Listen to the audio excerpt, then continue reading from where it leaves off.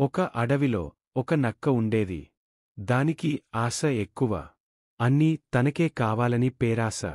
కాని అది చిన్న జంతువు కదా. అందువల్ల దాని ఆశ తీరడం లేదు. ఏ సింహమోపులో వేటాడి తినగా మిగిలిన జంతువుల మాంసం తిని జీవనం చేస్తుండేది.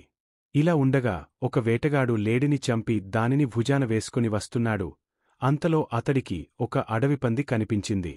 వెంటనే గురిచూసి పందిపై బాణం వదిలాడు. బాణం కొద్దిగా గురితప్పి తగలటం వల్ల పందికి గాయం అయింది తప్ప వెంటనే ప్రాణం పోలేదు. అది కోపంతో వేటగాడిమీదికి దూకి అతడిని చంపి మరికొంత సేపటికి పంది కూడా చచ్చిపోయింది. ఆ దారినే వస్తున్న నక్క చచ్చిపడి ఉన్న లేడి పంది, పాము, వేటగాడిని చూసింది. ఒక్కసారిగా దానికి బోలెడు మాంసం లభించడంతో అసలే దురస కదా.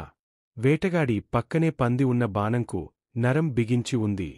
ఈ నాల్గింటి మాంసం తరువాత తాపిగా తినవచ్చు. ముందు ఈ నరంతో ఇప్పటికి సరిపెట్టుకుందాం అని ఆ బాణానికి బిగించిన నరాన్ని కొరికింది. నరం తెగతంతో వంగ ఉన్న బాణంబద్ద ఊపుగా నిటారుగా సాగి నక్క గుండెకు గట్టిగా గుద్దుకున్నది.